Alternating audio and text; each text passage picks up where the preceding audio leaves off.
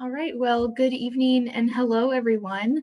Welcome to the ASUW Student Town Hall and Dialogue on Diversity and Inclusion. My name is Riley Talamontes, and I am the current president of ASUW, and I'm joined tonight by my Vice President, Courtney Titus, President Seidel, and 7 wonderful student leaders to talk to you all about UW's campus climate and what they would like to see in terms of changing the culture of UW. I do appreciate you all coming to this dialogue and taking the time out of your evening to listen to your fellow students. I know these conversations aren't always the easiest, but I think they're important for letting administration know what students' thoughts and opinions are on these types of issues, which is why we're happy to host it and have 2 hours of President Seidel's time for him to listen to you all. Just a little history on how this dialogue came to be. In February, after the racist Zoom bombing that happened at the Black Study Center event, we had a group of students approach ASUW for a number of things, mainly about finding concrete avenues on changing campus climate, other action items such as advocating for the anti-bias hate crime bill at the legislature, working with the Dean of Students Office to revise the UW Code of Conduct. And so out of these discussions about different ways that we can start thinking about short and long-term changes on campus, we spoke with President Seidel about the possibility of putting on a student town hall, so something that was similar that he did with Dr. Dixon and Dr. Bridgman and Timberly Vogel, who is also here with us today, but one that is more centered on students and what they would like to see from the university. And so when talking with President Seidel, he was quite interested in hearing from these students about their ideas and experiences on campus. So I'm quite excited we have some wonderful student leaders here to have this dialogue with you all tonight. So before I go over the schedule for the evening and what we're going to be looking at, I would welcome President Seidel to make any open remarks if you have any. Thank you, President Talamontes, and thanks to all of you for spending your time with me tonight as well. And I hope we get lots of good dialogue and questions from the community. I wanted to say a couple of things just to give you some perspective that I have, so you understand kind of where I'm coming from. I have been in this role now for about 9 months, I think, something like that. But I began a dialogue with the campus even before coming, and I've written maybe 3 communications that were specifically around the idea of inclusion and diversity and sort of reactions to events that have occurred at the national and local levels here. And I wanted to kind of relay kind of the reactions I've gotten from communities as a result of that, to sort of set the stage for it. But the main thing I want to say is that I'm here to mostly listen, to participate in a dialogue, but I really want to hear what you have to say and then really take it in and listen. And I will be taking notes from your suggestions, and I know we're recording this, but I always take notes of things and then try to turn them into actions. And I'm looking forward to being able to do that and to work with you on that. But about 2 or 3 weeks ago, now I forget exactly the timing, but there was that series of killings in Georgia of Asian Americans, largely Asian Americans. And I wrote a message to the campus. And it was a heartfelt message. I can tell you, the way I felt about it. And I had a number of people write to me, particularly from the Asian American community, to say, thank you.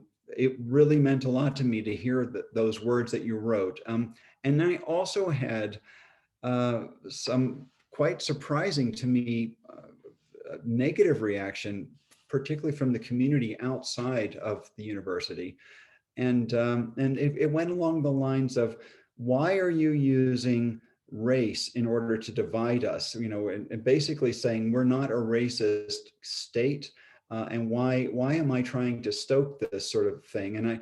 And the lesson that I learned from that particular message was, and this is a heartfelt message to me, it wasn't an angry letter, but it was one that I think showed that we need to do a lot more listening. And so my message to those of you out there who may not see this as like a problem in Wyoming or a problem on the campus, I just want to assure you that it is really a problem. And it's not just uniquely Wyoming problem. In fact, the problems are less here than in some parts of the world, other parts of the country, but we have to recognize that we really do have these problems. And we start to understand them by listening to people's stories. And so it meant a lot to me to get the kind of sort of diametrically opposed reaction to that note that went out, and to hear from the Asian American community how much that they appreciated and how others just didn't seem to really understand it. So this indicates to me we need a lot more dialogue and a lot more listening. And so I worked my way backwards a little bit. I sent out a communication after that terrible racist Zoom bombing attack, and I wasn't there when it happened, but the next morning, a student that I've been mentoring sent me a text message at about 7 in the morning and was just very, very upset, and sent me a link to it. So I saw the whole thing, but it was taken down, and I was absolutely disgusted. I mean, if any of you didn't see it, I hope you never have to see anything like that. It was absolutely horrid. And I practically was in tears. I was I really felt shaken for a couple of days from it. And I'm not even a person who has to experience that almost ever, anything like that. And some of you feel like you live your lives experiencing events like that, or maybe not as bad as that, or maybe worse than that. But anyway, and so it really, really impacted me.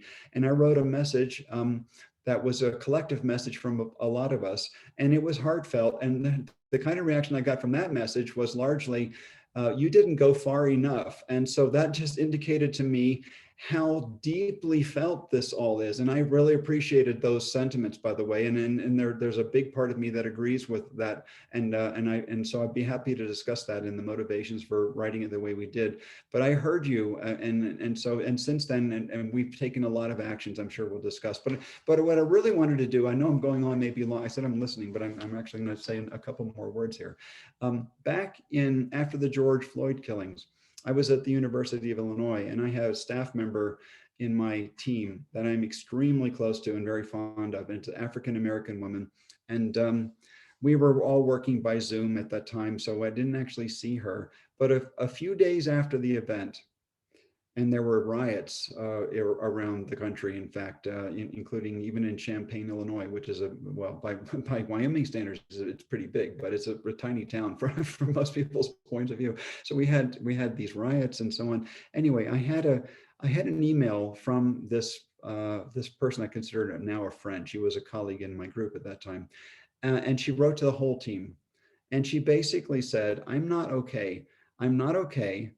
And I'm very hurt that no one from my team that I really respect, no one reached out to me to ask me if I was doing okay as a result of this, because I felt this extremely deeply, and it really moved me. In fact, I felt ashamed that I hadn't reached out to her. And I used that to write a message to the campus, actually. And I don't know if you remember, some of you might remember, maybe it was in June last year, but it was sometime in late May or June. And the message to the campus said basically, let's hear this call, this distress call. That is, please, I want everyone to take in the fact that this is a problem that we have in our society. And I want people to listen, and I want people to have a dialogue and to really support. And my request to everybody was to ask people if they were okay. And so I hope that had some impact. So mostly my messages are about asking, are you okay? Asking what we can do to support, and asking, and then really deeply listening, and then figuring out how to act in the end and in all of this. And so that's my promise to you, to listen tonight. I know I've gone on for a while, but I want to lay out some perspective that I have. And I really look forward to hearing from all of you, and to do what we can to address these things. Yeah, great. Well, thank you so much, President Seidel. And I know we all appreciate, even the students and campus community members that are watching, that we have 2 hours of your time tonight to talk about diversity and inclusion, and ultimately UW's campus climate. So just an overview for you all watching. We will start off with some introductions from our panelists. We'll dive into some broad questions that we'll be asking our panelists to kick off the dialogue.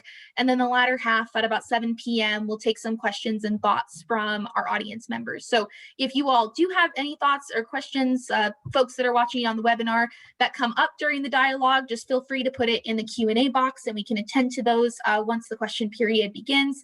And feel free to ask hard questions. This is what this dialogue is for. And I think something that even President Seidel had mentioned before we had went live with you all, that he's really looking forward to hearing, even if we're pressing him on some tough questions. So now, before we dive into our questions for the evening, I would like to give our panelists a chance to introduce themselves. I think Rachel, you're first. Thank you. My name is Rachel Ratliff. I'm a second-year PhD student in counselor education and supervision. I'm the president of the Non-Traditional Student Council, the Black Student Alliance, a member of Chi Sigma Iota, the fraternity or for counseling, the Honor Society for Counseling. My passions are really helping people have great relationships, how to communicate, how to be in relationship with each other. And I'm also a big crafter, so I like to make cards and crafty things. And then my pronouns are she, her, and hers.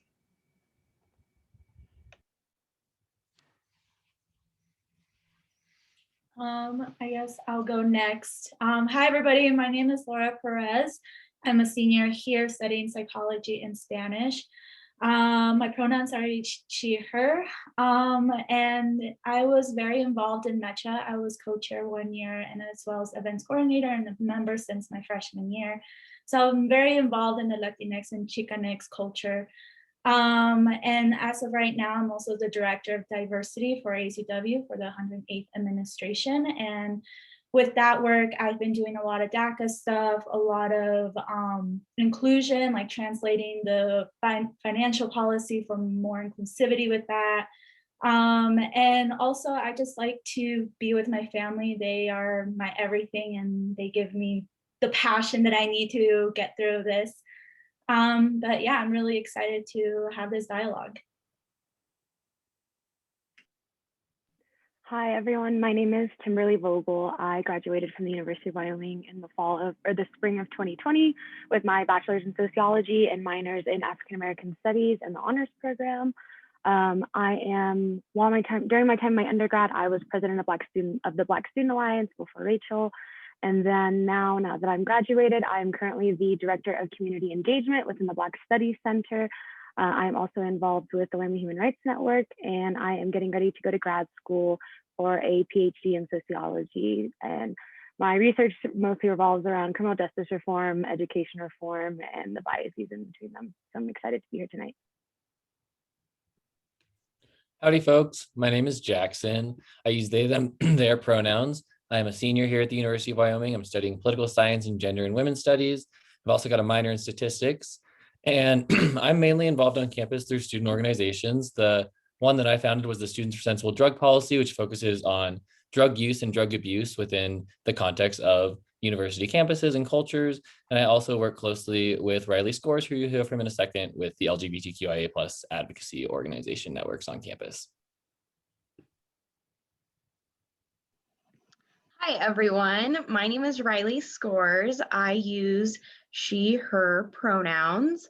I'm originally from Rock Springs, Wyoming, and I am a second-year speech, language, and hearing sciences major with a minor in disability studies. Like Jackson said, my main involvement on campus includes being the founder and an officer for Queer Community Coalition. And through that, I work with the community, I work with Wyoming Equality, Shepherd Symposium on Social Justice, all kinds of people. So I'm super excited to be here. Hey everybody, I'm Katie Tay. I'm a second year graduate student here in the Master's of Arts in Political Science program. I'm also serving as one of the co-chairs of the United Multicultural Council. This is my second year in that role. In the past, I've served as the Director of Diversity for ASUW, go Laura, and I've served on a number of committees, both as an undergrad and as a graduate student. And then as far as passions, my research interests are basically around emerging technologies and public policy formation, especially taking into account social equity issues. And then I'm a lot like Rachel, I love to craft, so you can usually catch me knitting or crocheting. I wish I was doing it right now, but I'm really excited for tonight. Thank you so much. Hello, everyone. My name is Wolf Sarduran. This is my third year here at UW as a Native American and Indigenous Studies major. My tribe is Northern Arapaho from the River Reservation, and my involvement really lies on the Native American Research Cultural Center, or just Native Center for short. I'm also president of Keepers of the Fire, which is our Native RSO, and my pronouns are she, hers.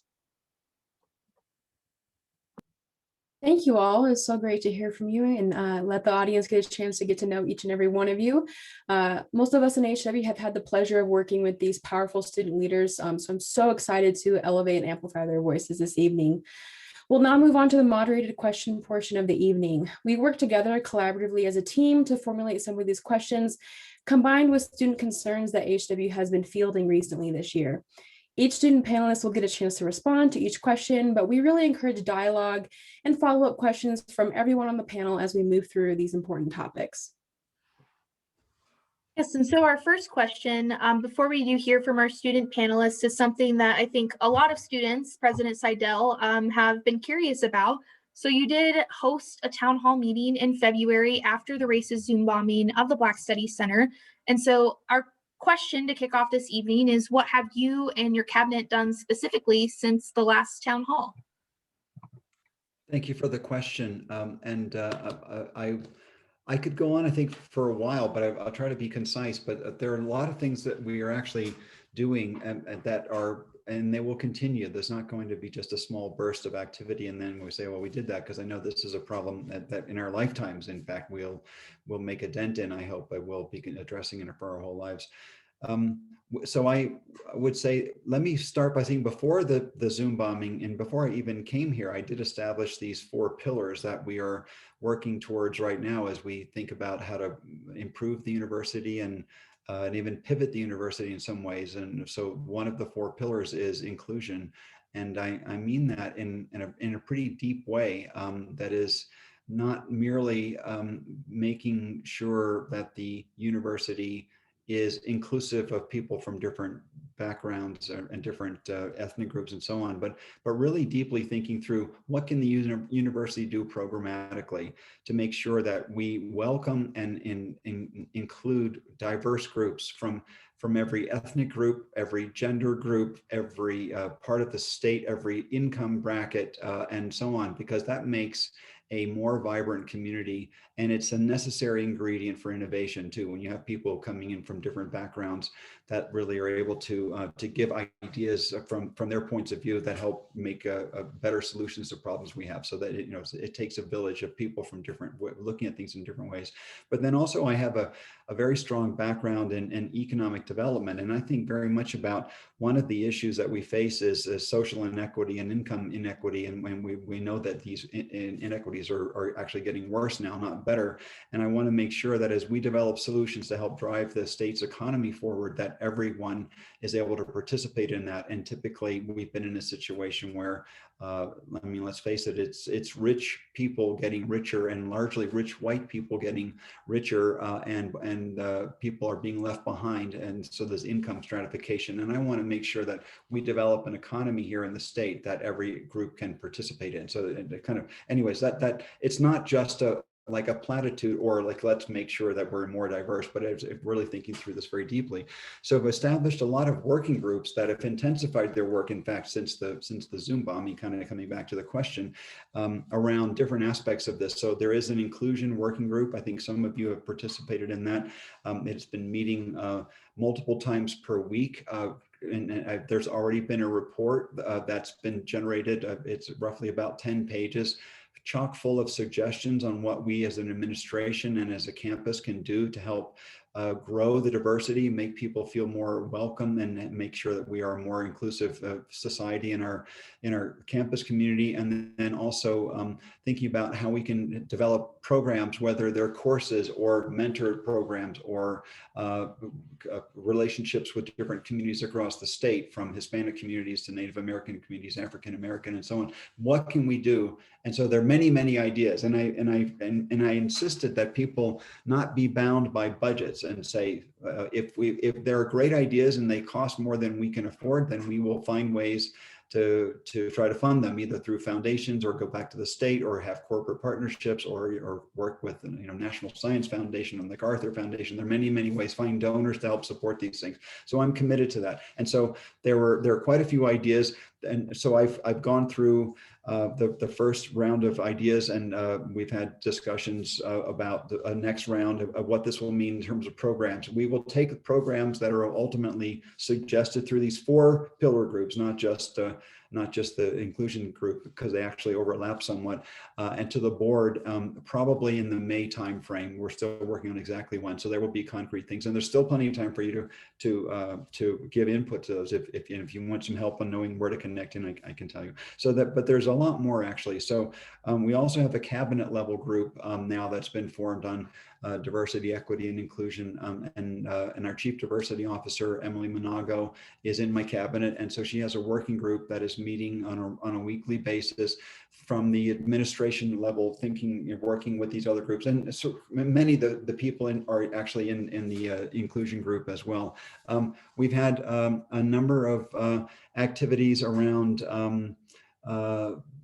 having students, for example, in this particular group that we're meeting with right now, there are these town hall meetings, which will continue. And I'm asking in every case for people to make suggestions on things we can do right now, things that may take a few months, that we could start next fall, perhaps, and then things that are going to take a much longer time. So for example, I asked for a concept paper on a sort of a broad-based school of social justice. And so there's been a sort of some thought put into that, and then that may or may not come out to be something that we actually do. But the point is, I'm trying to think of ways, not only me, but my whole cabinet, and trying to take in ideas from a number of you. There's one other thing I'll mention that's going on. There's a separate sort of conversation group that's just getting started now, a Zoom group to start a dialogue called Speak No Evil, and it's led in particular by Ben Hurt and Fred Dixon. So you probably know both or one of those. And there was a meeting on Saturday that I thought was extraordinarily thoughtful. Basically, just pointing out to people in basic language that we use how are words defined. And how do they lead you to understand that it already in our language, in ways we don't even often realize as we're speaking, there are words that are loaded into communities, and so we have to really take that into account. I'll give you an example. Last year, when all this started to really boil up at a national level, I was at the computer.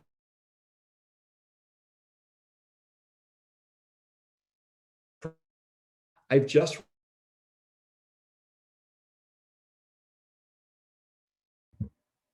Hey, President Seidel, it looks like your internet is cutting in and out. Can you hear me? For that, which has been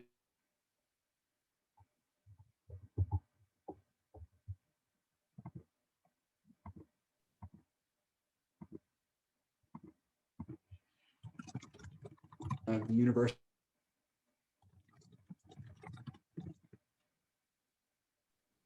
Oh, I'm so sorry.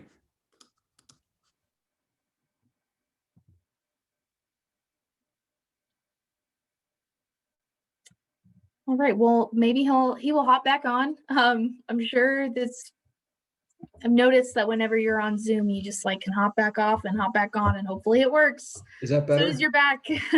Yeah, okay, good. I'm on the university internet. Anyways, just making a point about how even in our language, there are things that happen what we don't even really. Story about a computer science professor came to me and said there's a concept in computing where you have to send a task out to a bunch of different processors in a parallel computer, or every one of your computers now has multiple cores in it. So sometimes there's a processor that says, okay, I'm in charge, I send this out to you, and that's called a master-slave relationship. And so and that's been used for decades. And I would just say, it only in the last year did people start to say, oh my goodness, that's clearly racially loaded. But I think at least the people who were teaching these classes by and large weren't thinking of it in that way. So it just goes back to even everyday language. There are just problems in that with things that are racially loaded, and people have got to take this in and understand the way people are impacted when we use our everyday language as well. So anyway, the point is, I think, it's a very long-winded answer, but I'm trying to say that a lot of things are being either discussed or proposed in programmatically, or even how we address each other. And I think it's very important that we continue the dialogue. So I hope I'm happy to listen and have.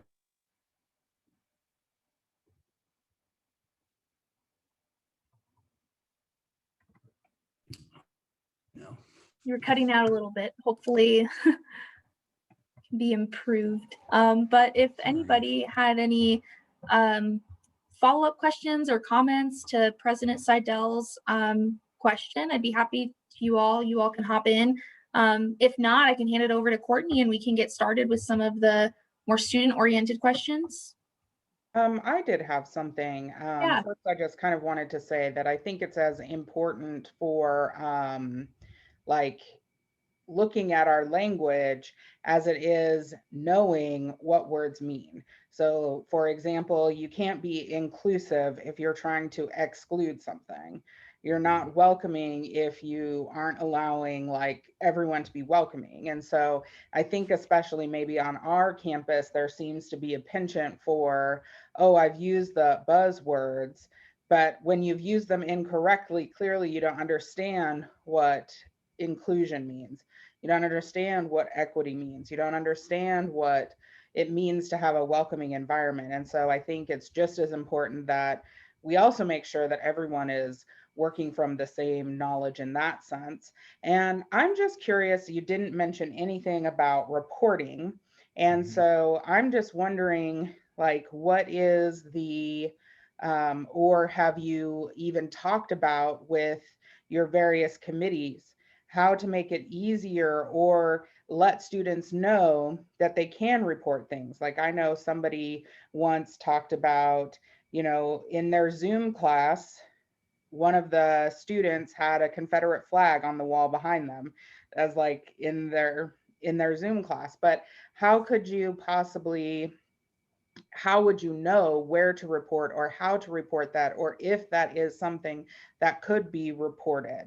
So, or incidences of racism that are happening, and so that everyone kind of knows these things can be reported and this is where I go to report them, whether you're faculty, staff, or student. So Rachel, thanks a lot for the question. I will say that we have talked about this a fair amount. I personally do not know the channels, although I've been told, I don't have them in my head, but we've talked about this at some length, and about the ways to make sure that we are able to communicate, that there are channels to make sure people know how to do this. Our Dean of Students and our VP for Student Affairs both are very, very aware of this. We've had conversations at the cabinet level about this. And I'm curious to maybe to turn it back to you a little bit. Do you have recommendations on things we ought to do beyond what's already in place right now in order to support reporting and make sure that people feel safe to report such things?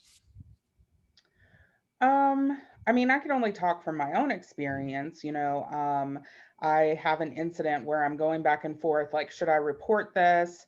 Where do I report it? I mean, I happen to be lucky that, I know some of the people in the dean's office, so I could reach out and ask, like, where do I report this? And when they sent it back to me, I was like, oh, I never would have figured out that this was where I reported it. By just looking at the website and stuff. So I think there's that piece. But like for me, the reason why I'm going back and forth on should I report it or not is, I guess I'm just like, I think there's a lack of trust in our institution to, are people going to take this seriously, or are they going to be like, oh, your feelings are hurt, just move on? Even though to me, it's a very serious thing. I mean, serious enough that I'm moving into a new living place. But, you know, like, I just wonder, like, students who aren't as connected as I am, like, how are they feeling supported, and how do they know where to go to find these resources, or even, like, for me, trusting that it's going to be taken seriously if I do report it. Well, I'll just say that we are very serious about this, and if I would say if any of you go through the channels to report such incidents and you feel like you're not being taken seriously, there are ways to escalate this. And so if perhaps, I mean, would a communication from my office uh, be helpful, or would it, or are there better channels that to disseminate information about the structures, or would, for example, training for incoming students be helpful on ways to report incidents? There's a very much, I think, better developed machinery around reporting sexual harassment. So everyone, I'm sure you've all had gone through training courses in this, but there's much less on reporting incidents around racism and other kinds of harassment, let's say. I'm interested in knowing if you have suggestions on how to better disseminate information on the reporting structures and ways to escalate if you feel like you're not being heard.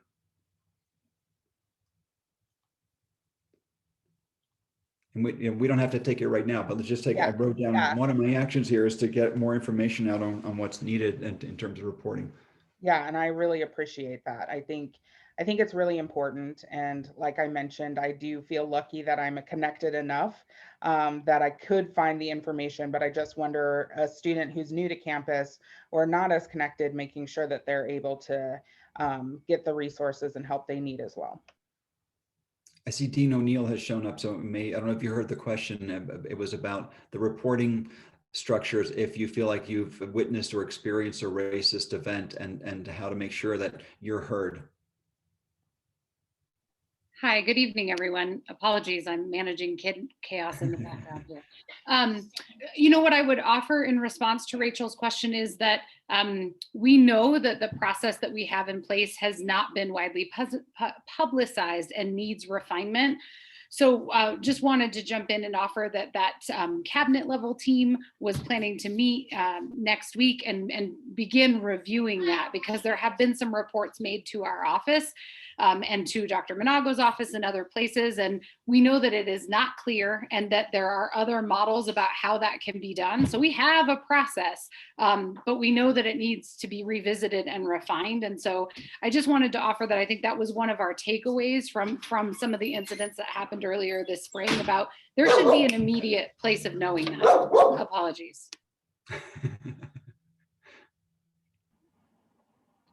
If I can just hop in for a quick second, you mentioned increasing training and talking about incoming students. And I worked as an orientation leader the last time orientation was in person. And there was a ton of that kind of work being done. And I think what would be more effective is just not necessarily training in how to be like the person that's going to solve the issue, but just general awareness of the folks that you're going to be going to college with, and having student orgs come and represent themselves and speak with those folks and talk to them directly about who's on campus and what they're doing on campus. Because I think there was a lot of green dot training, there was a lot of bystander awareness training, but folks never really knew where or how to put that into practice because they didn't know who they were going to be engaging with on campus. Jackson, I'll say one thing, that the incoming provost was asked a question during the interview, as I think all the candidates were, but I just remember in particular Kevin Carmen's answer: should there be diversity training for incoming students and for faculty and staff and for everyone on the campus? And he just, without hesitating, just said, of course there should be, and there are examples of this. So there are things we can do. I mean, not just optional training, but to really say this is important and it's required. So I don't know, have you all had to go through any kind of diversity training as students here? Do you think it would be helpful? Because sometimes things sound good, but then the way you implement them it doesn't have the impact that you think. And so you have to be very thoughtful about how you implement such things. But I'm really interested in hearing from you what you think about that. I think it depends on your field. And so, like in the counseling field, of course, we have entire courses about diversity and what that means. And we talk about it in our courses that aren't specifically for that. But like somebody who's in engineering, especially at the grad school level, probably doesn't have any courses at all in this. And so, I think it's like just being aware of what is happening in that, maybe it needs to be beyond just a curricular thing, especially maybe at the grad level. What about, for say, incoming freshmen? Oh, I'm sorry. Go ahead, Laura. All right. I mean, I totally agree with having diversity training just because having some is something. I know a bunch of students may not even know a basic definition such as cultural appropriation. That basic definition can make a student's life, bad or good in this university. An example is when I was a freshman during homecoming, sorority, their theme was Cancun, spring break in Cancun. And they were wearing sombrero hats and partying as if they were in spring break. That was very inappropriate, and we were right in front of them in their float. And we were trying to promote our own culture, and that just felt very, saddening to see that we were going through, and then right behind us, they were just destroying our whole entire culture right there. So even having that basic training for students to know this is what's going on, and if you want to follow it, good. But also when you're saying like reporting, and as Rachel said, trusting the report, there needs to be consequences after that. Another example is the Wyoming Latino Youth Conference, where we see, young Latinas. We got very bad backlash on our Facebook page, and we went to the dean, and they pretty much said they couldn't do anything because of freedom of speech. That social media that's their domain that they cannot touch. But we understood that, but we did not get any more from the dean of students, like, here's more support for this, or what can we do in the meantime? Right? So there needs to be consequences or some type of, like, we're here for you. Like, we understand we may not do as much as we can, but we're here for you.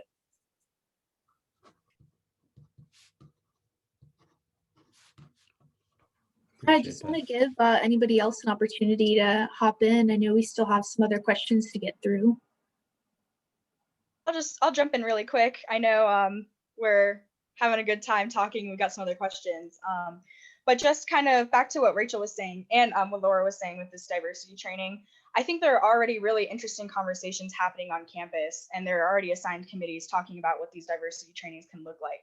And I'm especially interested in seeing that in the context of actual classroom talk, as Rachel was kind of talking about, because I think, and anything's better than nothing, like Laura said, but I think the option that would not be the best would to be a diversity training that happens around orientation time that all freshmen have to do, that essentially people are just going to click through as fast as they can. I'm thinking in the same vein as like the alcohol safety training. I don't know a single freshman student who took that very seriously. I know I did not take that very seriously at 18. And so I just really don't want to see these diversity trainings become another obligation for freshman students that not only are they going to ignore in the long run, but they could even come to resent as just another thing they have to complete. Yes, Catherine, thank you. I appreciate that, especially because that's kind of what I was getting at. If we do things in a naive or clunky way, they may actually backfire and actually move us backward if we're not careful about it. So I want to make sure I have a very thoughtful approach to this. Oh, I just want to make a quick comment, just like what everyone is saying. With like incoming freshmen, they're like obviously bombarded with a lot of training, like Catherine said, Catherine, and it's just another opportunity just for them to click through. And like as Rachel's saying, and everyone is basically like timing is really important, because there is a collective conscious, and that's like the majority of students, that these actions are okay. And what a diversity training does, it challenges that the main group, I'm sorry, that collective conscious thing, and it also acknowledges like the diverse populations on at UW. So I just want to acknowledge that, like just even like with Riley and Courtney, what they did, and those who were involved, they did a land acknowledgement of those tribes that were on this land, and also acknowledges that this land was stolen, and it just acknowledges our presence much more. Mhm.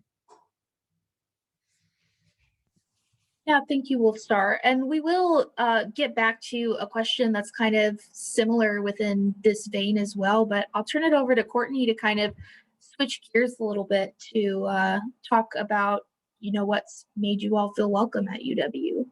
I think that's the highlight too. Yeah, it's been great to hear from you all. Switching gears a little bit, my first question to you all is, as a student, what has made you feel welcome here at UW? What has made you feel eager to come to school at UW? Or maybe what has kept you here for graduate school, as a couple of you are graduate students?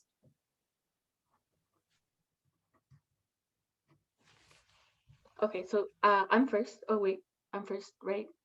Go ahead, Wolfstar, you got okay. it. I'm so sorry. I just seemed like the lineup. But for my experience would be the Native American Center here. It really pushed me here, and right off the bat, as an incoming freshman, we had a Native orientation, and it was really nice to meet staff and faculty within the building, and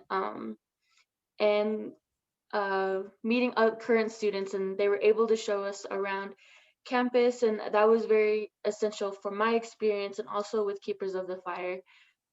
Seeing other natives here at college, putting the hard work and getting things done and accomplishing what they want to accomplish. And also, in my freshman year as the student of Color Circle, I really appreciate, because that created a space for people of color to have topics that that we go through on like a campus like UW.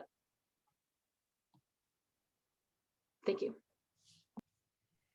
I think some of the key things that kept me at UW initially were definitely the people I came into contact with before I moved here. It's just like people that looked like me. So I'm thinking like in multicultural affairs, there was Conrad Chavez, who wasn't like my academic advisor, but because of scholarships offered through the multicultural affairs office, he was someone that I had to meet with regularly, and it turned out to be a more beneficial advisor just in terms of like social stuff and getting acclimated to the climate. He was a great resource to have. And, of course, just seeing anyone that like looks sort of similar like you and that you can talk to those questions or concerns to, he was super, super beneficial in keeping me here, along with like Nina McConaughey. And those are just the people that I reached out to before I came here, and just sort of like gauge the waters and see what Laramie was really like. But structurally, I think within the university, having strong and efficient programs like multicultural affairs, having scholarships that are offered, those are super beneficial. I think the MSLI, Multicultural Student Leadership Initiative, was something that I did my freshman year, and I thought that was a great program to be a part of, to sort of integrate me into the campus more, but also sort of give me some more options and just sort of widen my perspective of what was available to me. So I think programs like that are really beneficial. But yeah, I mean, I think at the end of the day, like financial resources and stability was definitely, and having a sense of community with people that look like you and that can relate to you is definitely some of the biggest things that kept me here. Okay, I think I'm next. I think that, at least in my experience, there's this unspoken assumption that, if you graduate from Wyoming high school, you're more than likely going to attend the University of Wyoming for at least some time. And I was fine with that. But during my senior year, it was still a very stressful decision, because there are these pervasive negative stereotypes about UW. It's a party school. All anyone ever does is drink. It's not diverse. It's overwhelmingly conservative, and in general, not a safe or supportive space for queer students. And I was pleasantly surprised when I came here for my freshman year. I think the staff in multicultural affairs does an amazing job of connecting with students on a daily basis. And I think that they really help you navigate college life. Even, just those freshman year, first year experiences, those are tough. And then you add in, identity development that's happening, in college. And I think that that was really important for me. In addition, I think that UW really does have that tight-knit community feeling. During orientation, one of the orientation leaders and I really hit it off, and suddenly their friends were my friends, and now Jackson and I work on various RSOs and committees together. And so those community connections do happen, and when they do, they're amazing. And so, I don't know, those stereotypes exist for a reason, I think, but I think that there's also something to be said against them as well.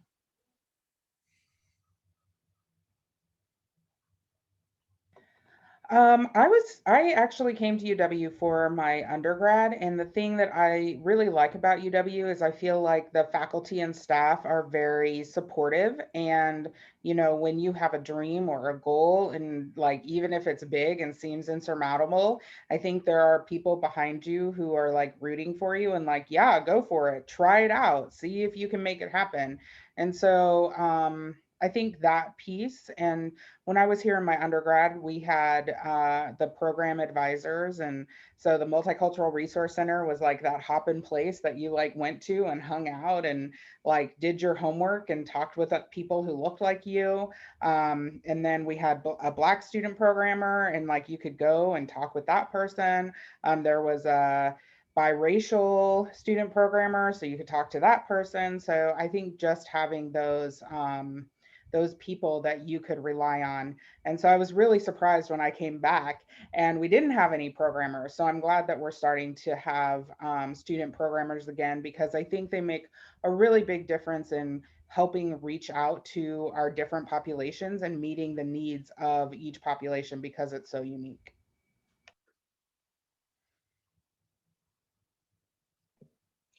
Yeah, definitely. I agree wholeheartedly about the program advisors. I'm really glad that that's getting revived, and that we should hopefully see more of those for different populations soon. And then, like Timber mentioned, I loved my time in MSLI. I really found great connections with students. And I think connecting to some of the people in multicultural affairs really helped me develop an interest in this work, and also to get involved at a higher committee level area. And that's one thing I do like about UW is if you have an interest in this work, it is fairly easy to get invited to participate in a really meaningful way, either through ASUW or through other channels. Yeah, I'll echo what a lot of other folks have said. In particular, Jess Falsing, who's the Gender and Sexuality Program Advisor, has been outstanding and has made all of the difference while I've been here. And I would encourage to move more forward with those kinds of initiatives. Sorry, I'm losing my voice. This is a great time for that. Anyways, but when I was coming to UW, I was not eager to be here. I had grown up in Wyoming my whole time. I was very, very unhappy, and I just made a reasonable and a financially sound decision, but I wasn't happy about it. And when I got onto campus, I finally realized that this was a place where I could actually effectuate change and where my voice could be heard if I just spoke up loud enough and, caused enough trouble, stirred the right pots, and did all of that. And so, I don't know, coming into the university campus climate, I had the story and the narrative of Matthew Shepard stuck deep, deep, deep in my mind, and it still is, and it still influences how I think about a lot of things here. And so being able to realize that there has been change in Laramie, albeit how little it might be, but the fact that I can make change, I can continue to produce change with these amazing people that are on this panel and the folks outside of it is what has kept me going here. Yeah, just like Jackson, I was not very happy coming to University of Wyoming. I actually had, a full list of colleges that I got fully accepted into, but I unfortunately couldn't afford any of them, even with scholarships. So Wyoming was my pretty much only financial decision right there. But coming to university here, I think I came in a little bit different just because I'm from Jackson, and there's a lot of students that come from Jackson. And that particular year, a lot of us, we went to university together. And I think that helped me a lot to have some kind of friendships already built. I know a lot of people are like, don't be friends with your high school friends anymore when you come to college, but honestly, like without them, I don't think I would probably have much friends.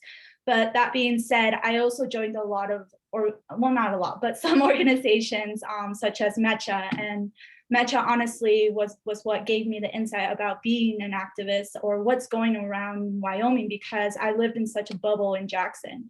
And so when I came to Laramie, that bubble sort of grew. I'm not completely out of that bubble at all, but that bubble grew.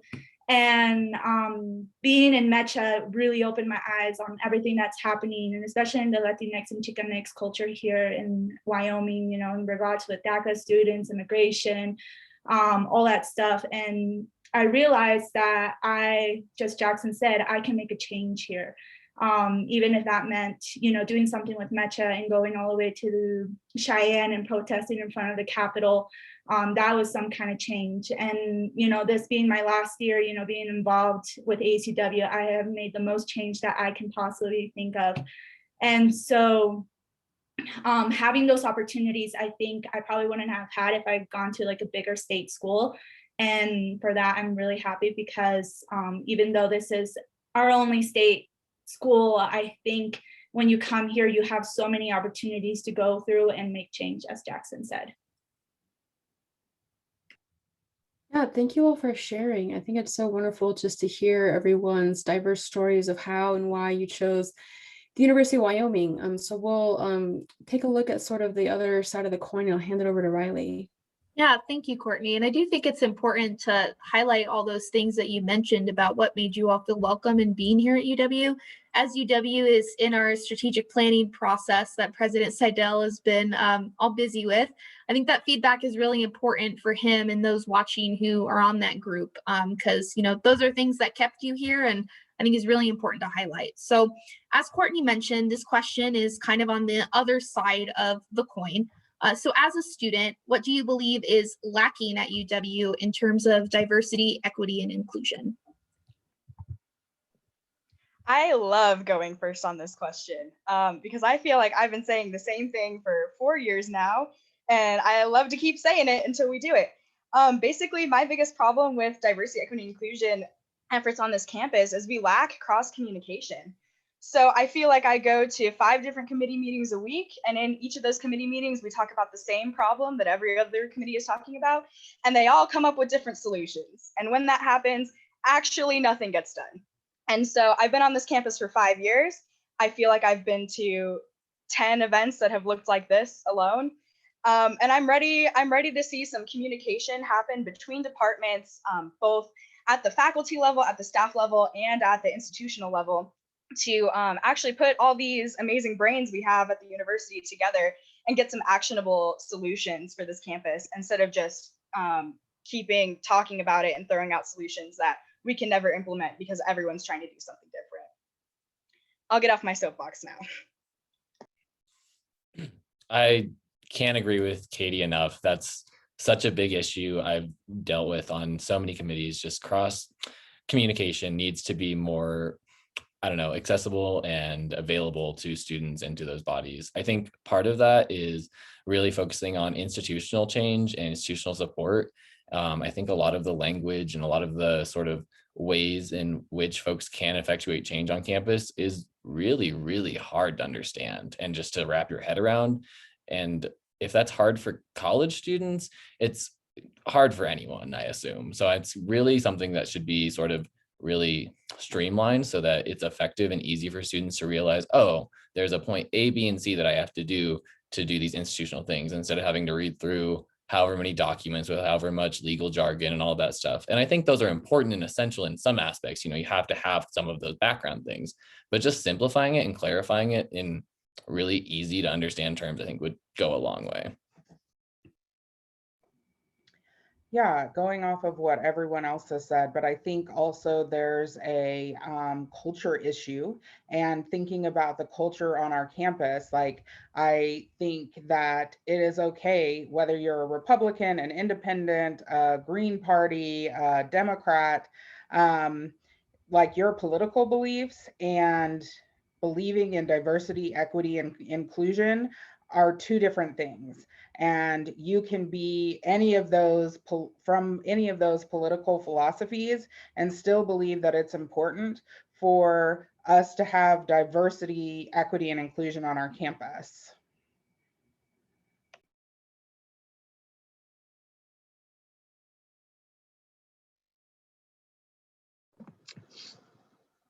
Wolfstar, do you want to go? Oh yeah, so sorry. No, you're totally good. Go for it. One thing I just really like to highlight that is very specific is just hiring more staff and faculty of like person of color. Like with my experience, my native professors and my native advisor, like really do mean a lot to me, especially as a role model, and how, you know, how they're big advocates for for me and my other fellow peers. And yeah, I just really want to highlight that, and really in my experience, that's very important.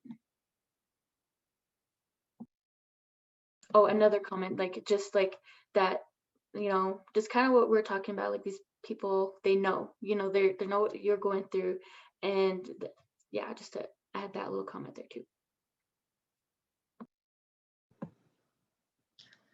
This is a really hard question for me because I recognize that my privilege has influenced my experiences on campus, and being a second year student with one of those years being completely online, like I really haven't had a chance to see what campus is like when it's not a global pandemic. So, you know, kind of just prefacing my answer with that. In my experience, I think that we have the foundations to create a safe and supportive campus for queer students.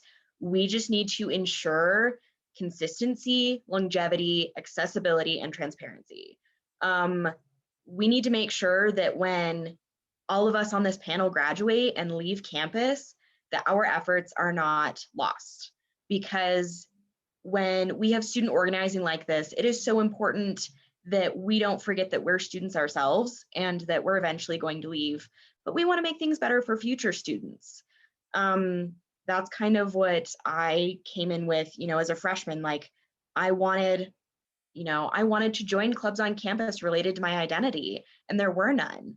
And that just happens because people graduate and people get busy. So I think that's really important. I think we need to continue supporting and promoting things like the Spectrum floor in the dorms and the Multicultural Affairs Speaker Series. Those are, you know, there are so many efforts in different departments that are doing good work, and I think it's important to recognize those. I think we need to continue the social norming that's happening around campus. I think that the Telemontes and Titus administration has done a really great job of, you know, putting us out there. We're out and loud and proud. And that's what helps people change their minds about, you know, queer students and people of color is we're out here and we're not going anywhere. So yeah. And I also think I would like to echo that I also wrote in my notes, like, we need to make sure that students know where to go and what to do if they witness or experience something awful. And, you know, with that, I think campus climate is a huge issue. And that's probably the biggest obstacle, especially for this university specifically, is how do we fight that campus climate and those issues happening there? So, yeah. Yeah, I mean, I agree with everybody's comments so far.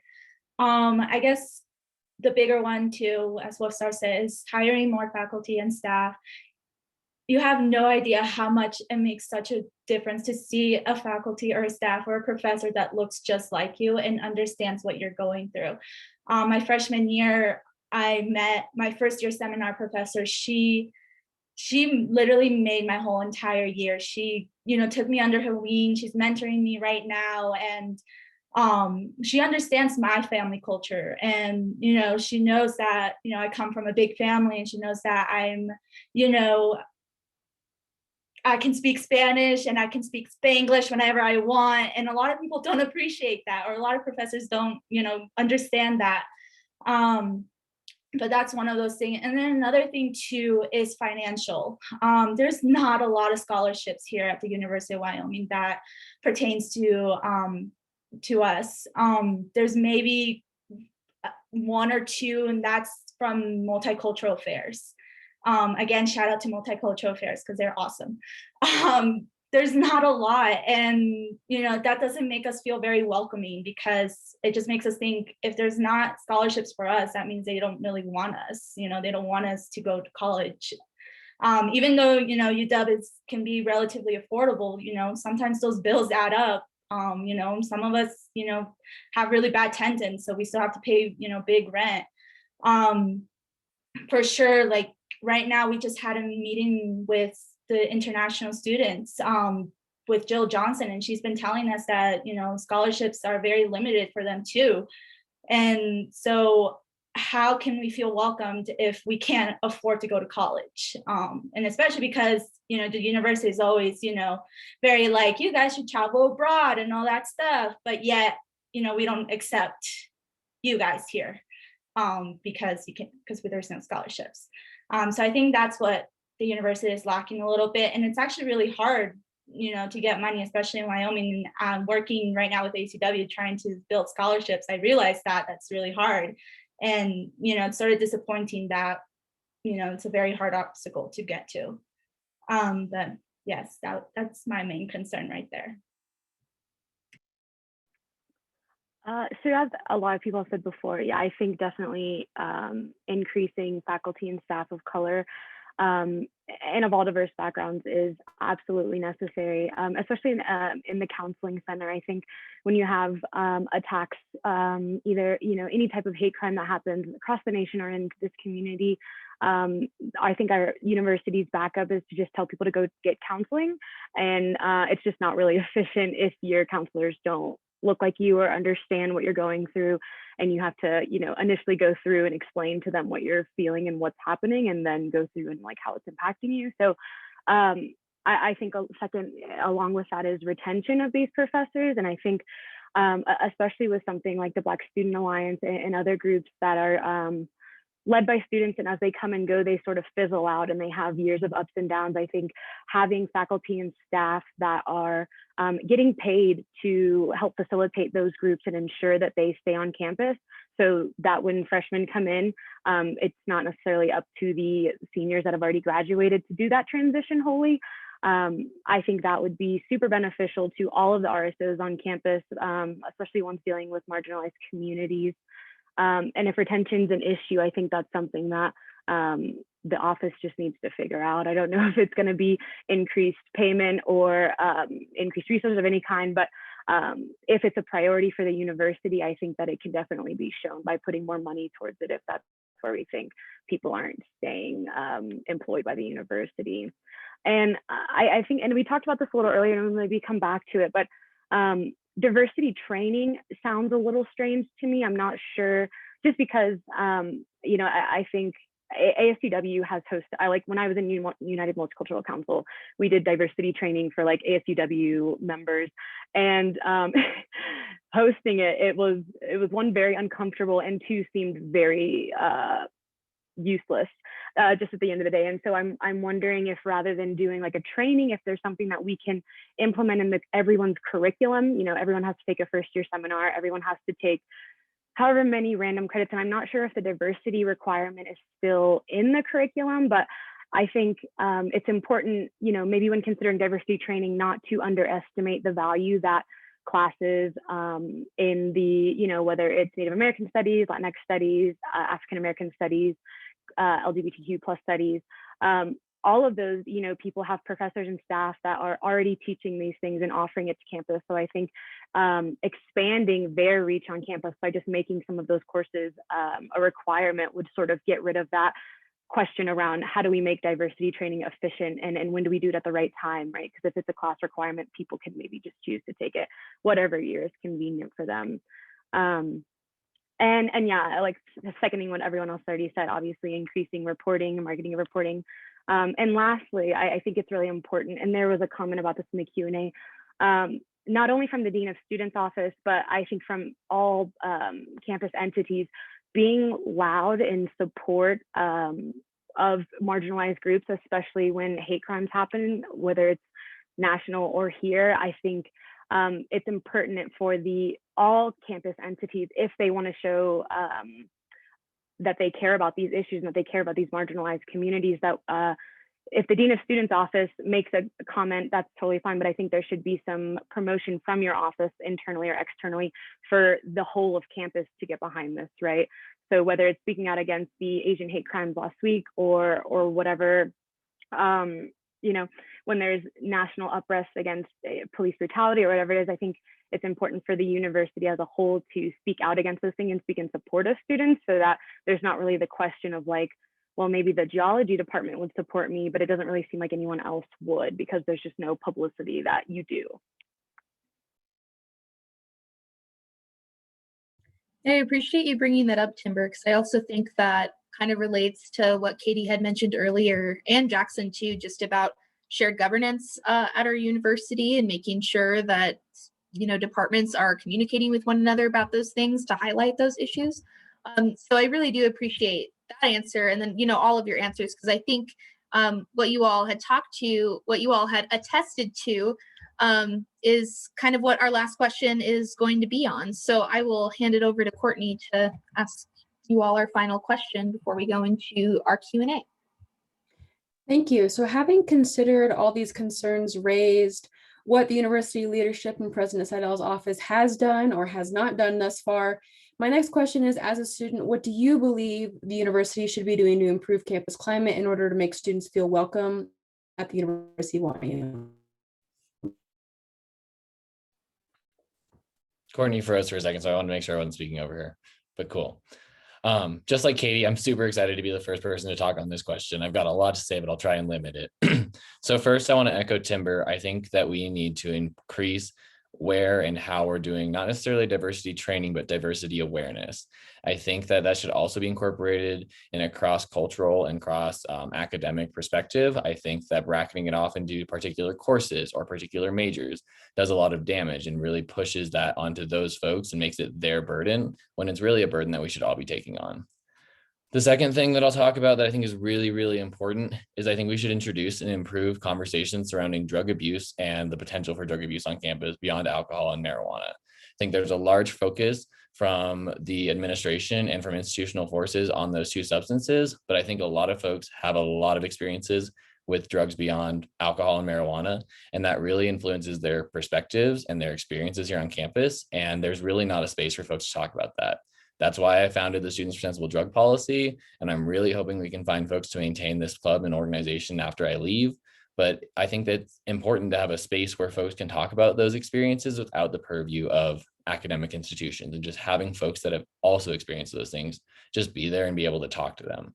Especially in the context of the Matthew Shepard case that I mentioned earlier, there's so much rhetoric going around with him being a meth addict, a meth dealer, and just justifying that for his killing, when in reality, there's a lot of things that go into the realities of drug abuse for queer folks and people of color. Like, we need to be talking about those things and realizing the intricacies and how they affect students beyond just taking the initiative to do alcohol EDU and sexual assault prevention education. Those aren't doing anything. We've had studies to prove that they aren't being effective, and we need to do things that are actually effective in managing change.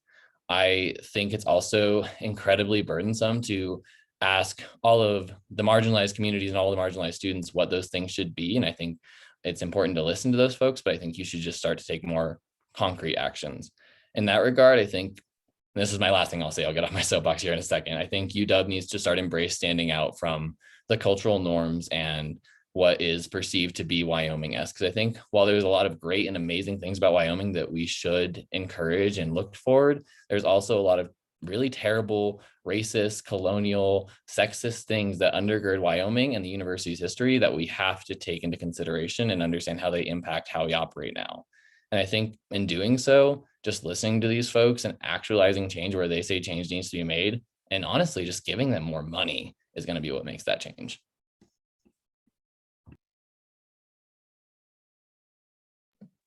Yeah, thank you, Jackson. You really said a lot of great words there. One thing I do like to highlight is like the educational awareness, as we've been talking about a lot throughout this panel. Um, and also just like creating like a space. Like not I really just really want to highlight CSU and their student union. A lot of like minority centers are really together, and I feel like that was really like that's really cool, and I feel like that's really like they prioritize that and these spaces for these folks. And I feel like just as like a space like the Native American Center, I feel like that's very important for my peers as well. And yeah, and I also really want to shout out to the Multicultural Center and the Native American Center. You guys are great in what you provide for us.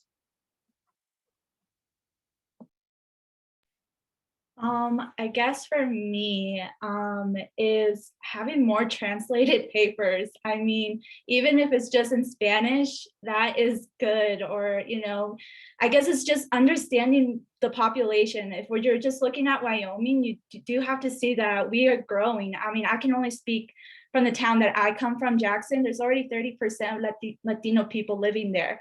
And half the class is already minority kids, so you have to understand that those are future generations that are going to be coming to the University of Wyoming. So being inclusive to those future generations, maybe a lot of I work at an immigration firm, and I know there's a lot of different people that are in Wyoming, right? But they're all just hidden, and we just have to remember that their kids and the next generations are going to be coming. So even like translating the UW application is as simple as that, can work. Translating, admissions papers, because there's a good chance parents are going to come with students. So I guess just be more inclusive with that and understanding that Wyoming is growing and it's not going to stop, as we can see, and understanding that population.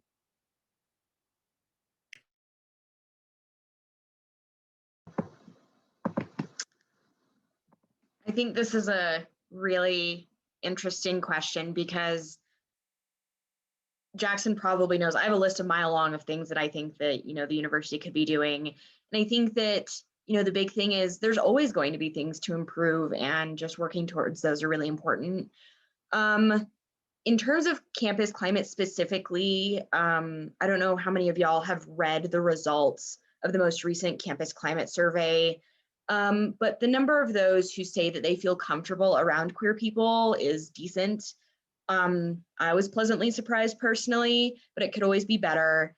But the part of that survey that worries me is the group of students who decided to use that survey as an opportunity to be hateful and aggressive and violent towards queer people.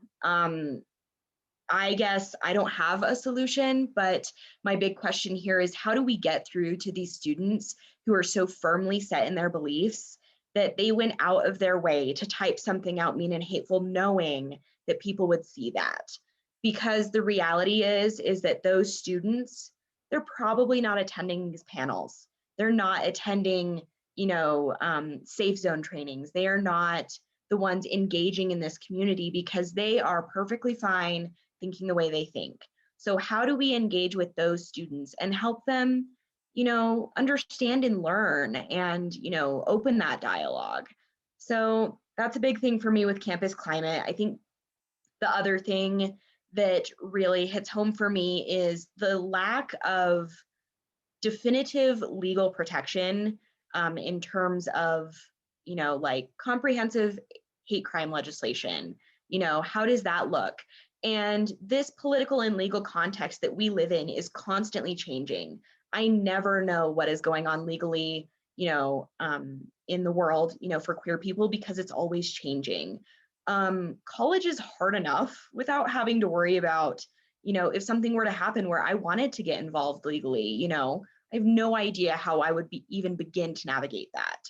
I think the university can play a key role in encouraging our state legislators to pass comprehensive hate crime legislation. I think that the university, because we are the only state university, we are so involved in the Wyoming legislature already, and we have the opportunity to do some good. And I would really like to see university taking a key role in changing, our state's climate and culture. So those are the big things for me. Like I said before, there's always things that can be improved, but those are the big things. I think I tend to take more of a committee level, top down focused approach to some of this work. So I'm sorry if I'm just going off about committees. But one thing I think that's really important to me is making that committee process more transparent and accessible to students. I don't know how many committees I go to that are 25 plus people and maybe 3 of them are students. And it's usually the same 3 students. And so in that way, it becomes really emotionally exhausting for those students to always have to participate, to have to make sure they're on top. I've got big love for Riley. I've got big love for Laura, but I'm sure it's just as exhausting for you guys to have to go and claim to speak for the entire student body on issues that are not even something that we can comprehend. Like I'm not a Black student. While I'm devastated by what happened in the Zoom bombing, I cannot understand what that experience was like as a Black student. And so the fact that, like the 3 students who get invited to these committees are the ones who are upper level, that already implies an aspect of privilege. And so I would just really like to see more students on those committees in a way that's going to be beneficial to them, though, too, because the committee culture can be really emotionally harmful for students. Yeah, I think I second what everyone has said thus far. And I think Katie brings up a really great point about the student inclusion on committees, especially like I think the handful of us in this team have definitely been in positions of where you are, at least I personally have been the Black student who gets invited to more meetings than I could ever imagine to attend. And it just felt very tokenizing because it was like, even in those meetings, you felt like you were there to fill a quota and nothing ever happened from them. So I definitely think opening up, expanding those committees and reaching out, however hard it may be to find these students. We know that they exist, we know that they're here, and we know that they care, if not, outside of these town halls. Like we have a community here that cares about these issues more than the handful, the director of diversity on ASUW, who I think, gets sort of the catch-all of like diversity on campus. So yeah, I would second those thoughts. I think it's also important, sort of going off what Riley was saying, I think in terms of changing campus climate, it's important for institutions within the university and the Dean of Students office to ensure that even if these events happen, and whether it's protected by the First Amendment or whatever it may be, I think it's important for your offices to say that this doesn't represent the University of Wyoming. And so that way, when these things happen, it's not necessarily, and I can't speak for everyone, but I was definitely not surprised by like the racist Zoom bombing. And I think that's the most unfortunate part, because it didn't feel, even before it happened, it didn't feel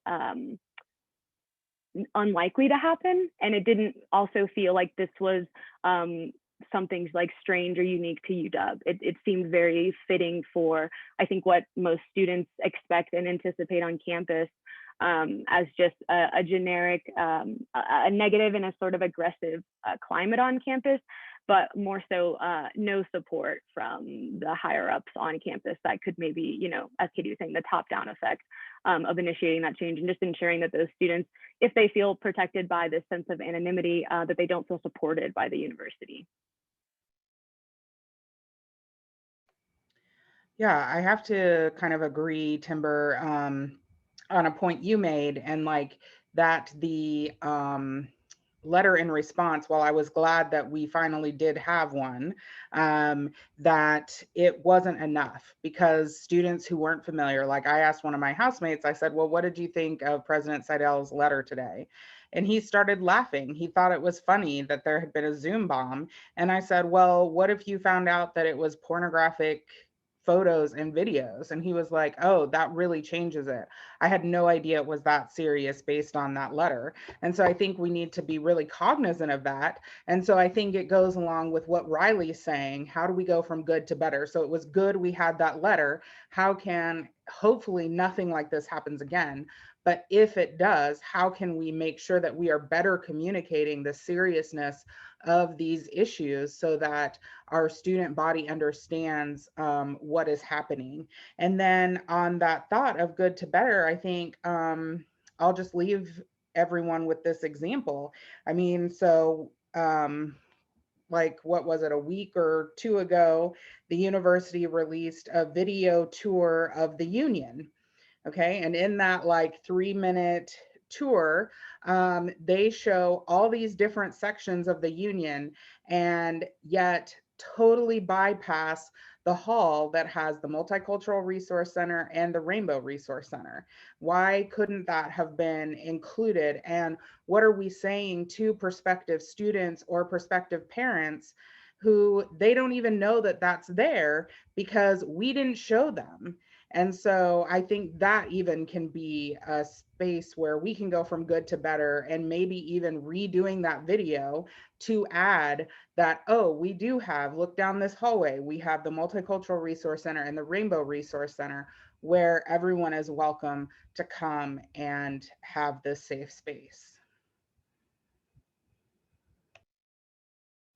Yeah, thank you all for those responses. I think it's important to highlight some of those ideas and at least what you all envision and what you want to see changed at the university. I do see President Seidel taking rigorous notes, so I am eager to see, you know, how we can turn those into concrete plans of action within the next year. And so, since we have kind of wrapped up our generic questions for this evening, we'll now begin taking a few questions from the audience. Just as a reminder, please submit your questions via the Q&A feature in Zoom, and we'll get to them. There were some questions that we already kind of attested to in our dialogue, so we won't be answering some of them, but there are some that I want to highlight just because I know we still only have about 30 minutes with you all. So the first question I'm going to ask is, are you all aware of the sociology research demonstrating that traditional diversity training workshops don't work? In fact, they tend to drive white participants further into their false belief systems. And you all did attest to this a bit previously, but you know, what problems would you see in traditional diversity trainings, and how do you envision different diversity trainings and workshops or even classes really playing out and being more meaningful? And I'll turn it over to whoever, you know, wants to answer this question. There's no like order you all have to go in. Well, I think it is offering, and maybe it's thinking beyond diversity, just to how do we connect to other human beings. I know in the falls, I teach relationship skills, which is Counseling 1000 for anyone who wants to join. But we spend a lot of time like talking about not just human nature, but then also we spend a lot of time in our class like creating a safe place where people can feel connected, can open up about what's happening in their life. And I mean, I hope that I've left a legacy of starting where people feel like, oh, I had no idea that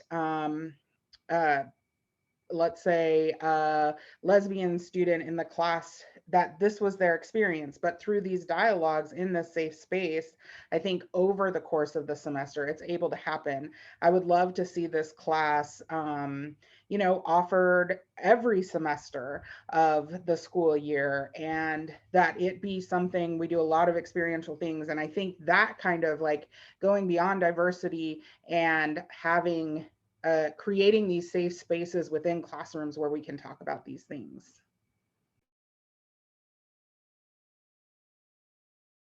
I noticed, Riley, you had your hand up initially. Yeah, Zoom's weird. I just wanted to kind of reiterate what I was saying earlier, that like the people that worry me, that keep me up at night, are not the ones who are attending these trainings. You know, if you are so firmly held in your belief that queer people, you know, do not deserve rights or anything like that, you are not going to attend a safe zone training. And so I think the key thought that needs to be focused on when we are planning, you know, a diversity class or a diversity requirement like it used to be for like our USP general credits is, we need to make sure that we are addressing everyone and that people are not falling through the cracks, because the people that fall through the cracks in this situation are the ones that are going to cause issues. So how do we create, a dialogue in this class where people feel welcome to listen and learn, and not walk into the class, already frustrated and resentful that they have to take such a thing. So I think that's the biggest thing that I'd like to see, whatever committee or task force focus on is, how do we get those people to listen? I So would I'm like to follow back. up then, and oh, so No, sorry. you go, Katie, Timber. go ahead. Go ahead. Okay, I'll go really, really quick, I promise. So I'm back on my cross communication soapbox. There is a committee that's talking about this diversity requirement. I would love to hear from them in the future. I'd love for that process to be illuminated, because I'm sure they have much better ideas than I do as far as these diversity trainings. But I totally agree with the question asker, where I think the main problem with a lot of these traditional trainings for white people who don't want to be there is that they seem really preachy. It seems like it's happening all at once. It seems very politically motivated, I think, in these times, which of course we don't want it to be, but that's just the truth. So I'm very interested in Rachel's class too, where it seems like these ideas are more diffused. They're not identified as strictly racial issues, because I think these are, of course, intersectional issues that happen with gender, with queerness, with everything. And so if there's a way to diffuse it throughout a semester in a way that it doesn't feel as if it's a requirement for one day, it doesn't feel so preachy and unnecessary, but it does just kind of infuse the campus with a feeling like this is just what we do. This is who we are. Timber, I'll let you have it now. Sorry. No, that was great, and the perfect timing. I wanted to sort of flip it and ask President Seidel a question, because it seems like this is very focused on what we can do for the student population. But I mean, as we see things going, I think the Dean of Students Office and the Board of Trustees have an enormous amount of power in how campus feels and how it functions. And so I'm curious what you personally or what your office has considered in terms of diversity training or awareness or classes or whatever for your office and the Board of Trustees. So yeah, thanks, Timberly. So we have definitely been talking about this with the board, and in fact, we've had conversations. Riley's on the board as a student representative, and I would say we've even talked about having a retreat to talk about diversity. I would say, I'm not saying we're exactly going to do that this year, but because there are many things right now, especially with all the problems we're having with the budgets and so on. But it's a topic that's been discussed. And in fact, the board chair has offered to join in one of these sessions as well. I know so they're very interested in engaging on this. I have brought the topic up multiple times, also individually with board members. And so anyway, the board is aware. I do not believe, but I'm not certain about this because so I am also new here, so I don't still know a lot of things, but I do not believe that there has been a diversity training for board members, but I will check into that because I think that's actually quite an interesting question that was asked there.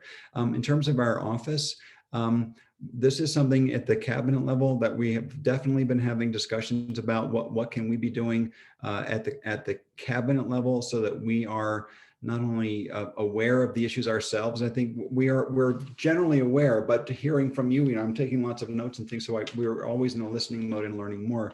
So I think I guess my promise to you is that you will see evidence more and more of things that we're hearing from you and then trying to respond in order to address some of the issues that you're bringing up.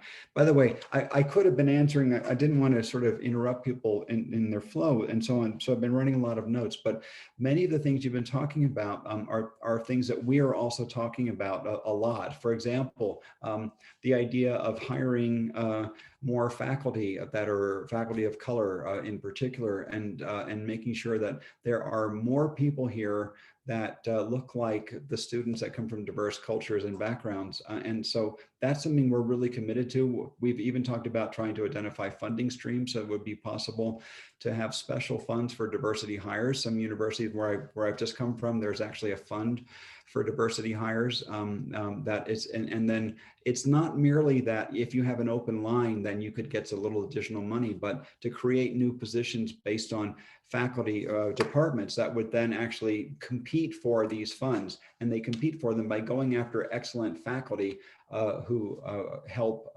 address the issues that we're talking about. And so these are the kinds of things that we've actually been talking about doing. Of course, we have to identify the funds in the middle of $50 million in budget cuts. So it's not easy, but it's a priority. It's to the level that we're actually talking about many things that we can try to do on these issues. So I know I'm kind of getting off the question, Kimberly, that you'd asked, but I just wanted to respond a little bit because I haven't said very much for the last while because I was just listening, but many of the themes you're talking about really resonate with me and with the cabinet and with the board.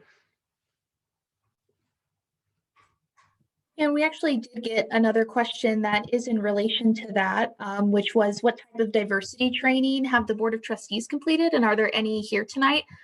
In our audience, we do have a board member who is our secretary, Michelle Sullivan, and she's also the chair of the Academic and Student Affairs Committee. And I do want to turn this point over to Dean O'Neill because in our most recent Academic and Student Affairs Committee, we did have a conversation about how we start to address things like diversity trainings to board members, which hasn't been something that hasn't been implemented before at UW.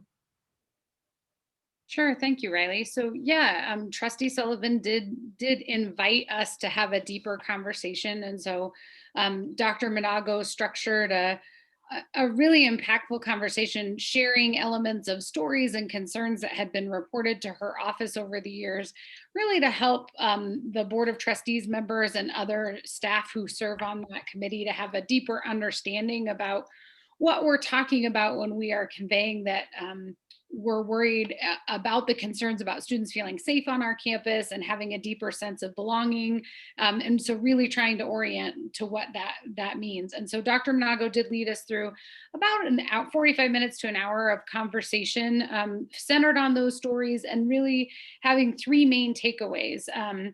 That the Board of Trustees, right? What can we do as staff who work to meet with them and share information to help them as they are seeking to represent students, all students, right? In their decision making in that space. And really charging us as we're bringing information forward to be talking about what are the impacts to students and staff in all sectors of our campus, right? And so really having that charge.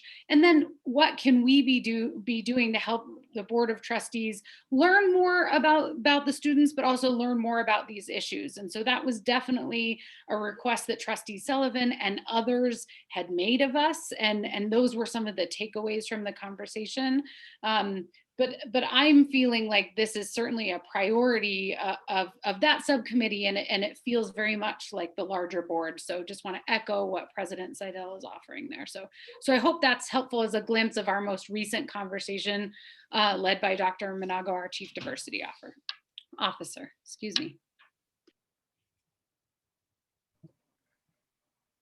Oh, great, thank you. I just wanted to attest to that point too, because I think sometimes even as students, we may not be in tune with what is happening at the Board of Trustees. And I think that's kind of an important conversation that they're beginning to have, especially as we move through with some of these ideas that our students have presented here tonight. And so our last question I would like to take from an international student. They say, as an international student, I am just exhausted, irritated, and frustrated. I'm glad these dialogues are taking place, but what are our actions? What concrete plans and actions are going to happen? President Seidel, beyond this dialogue and the inclusivity pillar and its ideas, this student would like to know what the timeline you envision for these changes to begin happening on campus, and when can we as students expect to see some of these actions and plans be enacted?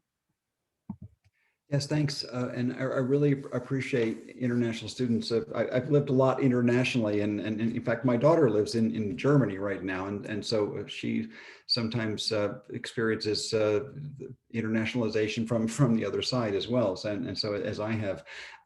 So I just want to say that I hope that you're seeing there's a difference already in the sense that we're promoting the dialogue. And it's not merely to have a dialogue, but it's to begin to collect ideas on things that we can do that are actually effective. So if for example, talking about diversity training, as has been pointed out by basically all of us, including some of the audience members here, it's not something you do something and check a box. You have to think through quite deeply what you can do that actually helps the problem. These are really deep problems that we have in society, and they're not things we'll fix overnight. So we are very serious about collecting up actions, and I'm very action oriented. So merely having these dialogues right now, these town hall meetings and other things, having a cabinet diversity group that is working through on every single week things that we can do. So we are very action oriented. I just want to assure you, it's not merely to have some dialogues and say, well, that was nice, we did that. So you will see some actions coming back within the next couple of months. And I would say most likely the first thing you'll see, if you're paying attention at the board meeting, I would say at the May board meeting, and I'm not certain it'll be the May board meeting, but it won't be in April, so it could be in May. There will be report outs from the different pillar groups on some recommendations that are coming up and things that we think we can take actions on. I'm also happy to collect up ideas and say, for example, here's what we've heard. Here are some things that we think we can act on right away. And so that'll take us some time to work through this. Here are some things that we just do not see that we could act on in any short period of time. I mean, it's useful to maybe lay out some boundaries of what we think we can do, what we think will take more time, and what are things, perhaps there may be things that violate federal law, for example. I don't know, but they're good ideas that just may not fly. So my point is, we will get a response back to the campus that's more than just wait and see, and then you'll see some actions. But I will collect up something, and I promise to have a response back to the campus at some point before the end of the, I would say not the end of the semester, but that's the end of the time frame of the May board meeting. That at least is a preliminary analysis with some actions that we think we can take, or have already taken, for example.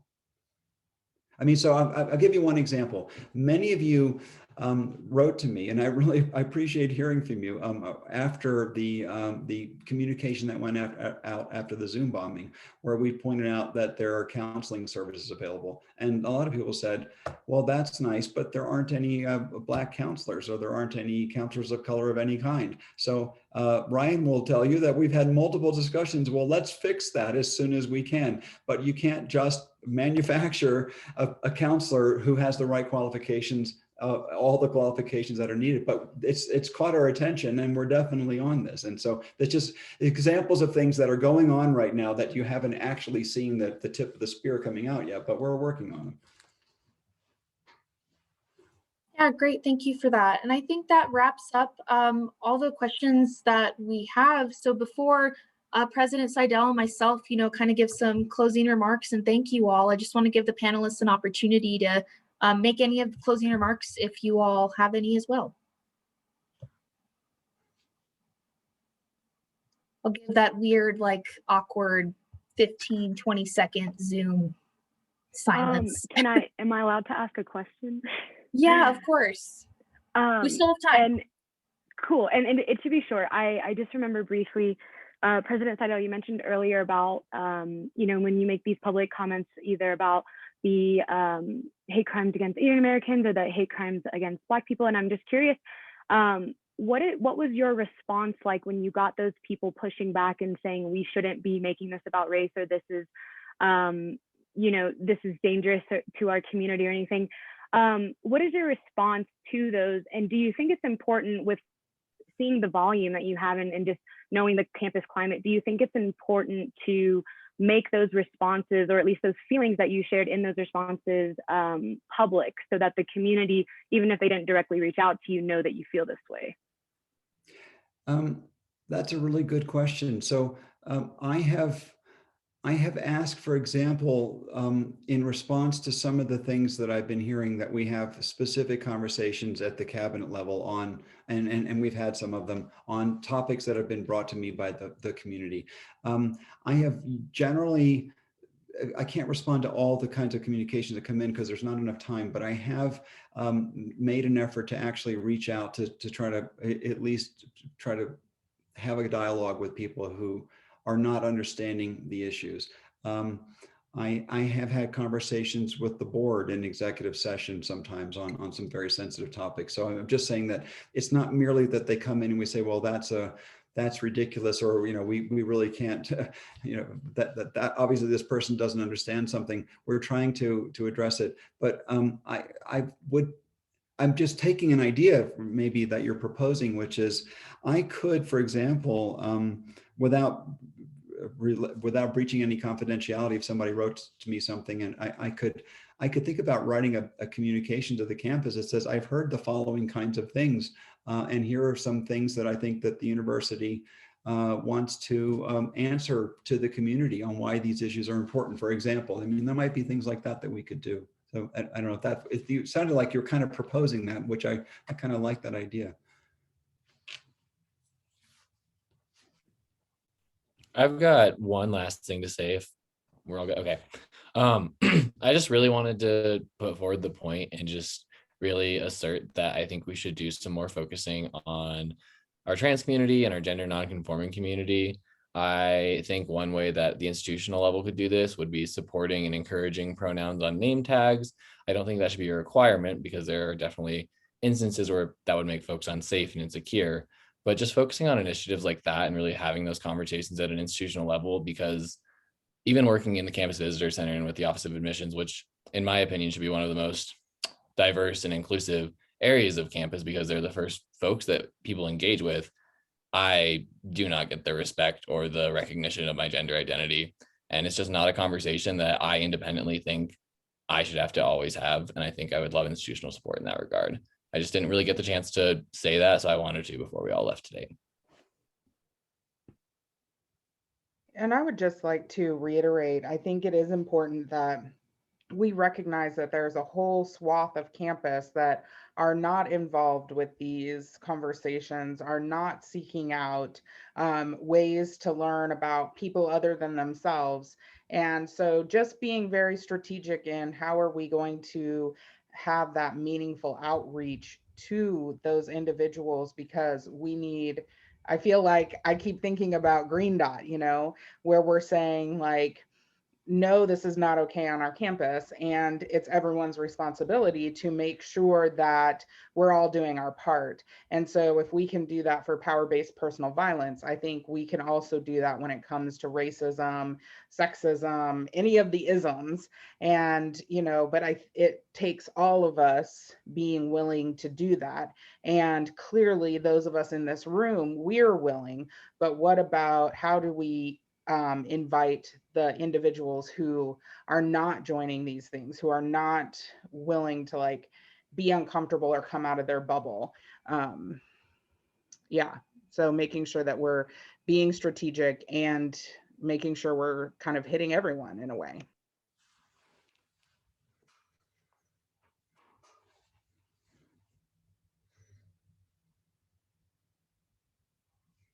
I'll also just say I appreciate every single one of you on this panel and the amazing work you've done and the experiences you've gone through. I want to attest to that. And yeah, thank you all for just engaging with us and having this happen, because you're all very important.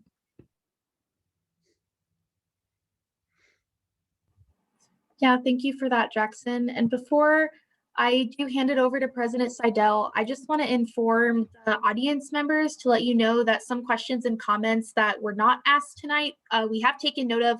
Courtney and I do get to meet with President Seidel monthly just to talk about other student issues. And so the things that you have written to us, they have been heard, they will be relayed and talked to. So I just wanted to make a point with that because I know we didn't get to everything tonight. But President Seidel, do you have any closing remarks before I wrap up our evening?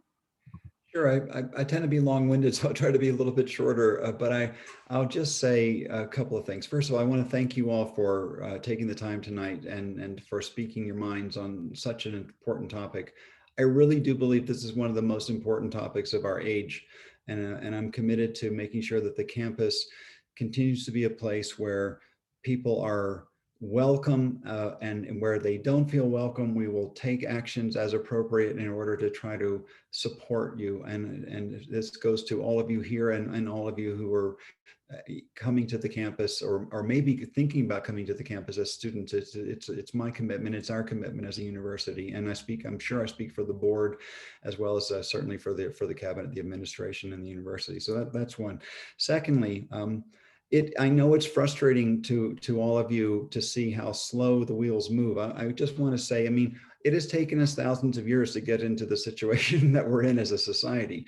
And so we're going to be doing everything we can on this campus to be a shining light on this topic. And I want to continue to listen to you and come up with practical suggestions that we can do. And sometimes good ideas, take a little while. And I'll just say that maybe the third point I want to make is that I really think that this is an era where these issues are really starting to gain traction at a national level in ways that I haven't seen in my lifetime since the civil rights movement. I was a kid during the 60s, and I watched a lot of that and sort of died down to some degree. And now I think in the last year, I mean, there are studies have been showing that the breadth of the kind of movement of, for example, Black Lives Matter and similar such movements across the country is really extraordinary. And I think that there are chances for there to be great social change. And just as an example, I mean, we did just have an African-American president fairly recently. That seemed unthinkable even a couple of years before. We have just had the Supreme Court of the United States affirm gay marriage. That's something that I think would have been unthinkable even 10 years before. So these are things that take time, and universities are places where we can really shine a light on the issues and make progress. So it's a testament to all of you for standing up and being willing to do it, and I'm here with you to help. Yeah, thank you for that, President Seidel. And I do want to thank you all for coming out this evening. While I think it is important that we do have these dialogues, I also think it's critical that we begin taking these ideas and turning them into concrete actions. ASUW is here to work for you. And while Courtney and I are on our way out April 30th, we are committed to working with the next UW administration and ASUW president and vice president to see some of these ideas out before we graduate next academic year. So I just want to thank you all, the panelists, for sharing your stories and thoughts to really help inform this work. Your work and dedication does not go unnoticed, and we really do appreciate you being here tonight. So with that, I hope you all have a great rest of your night and week. And as always, please feel free to contact Courtney and I with any of your questions, thoughts, or concerns. Thank you. So much, everyone. Thank you. Thank you, Have a good everyone. night. Thank you. Thank you.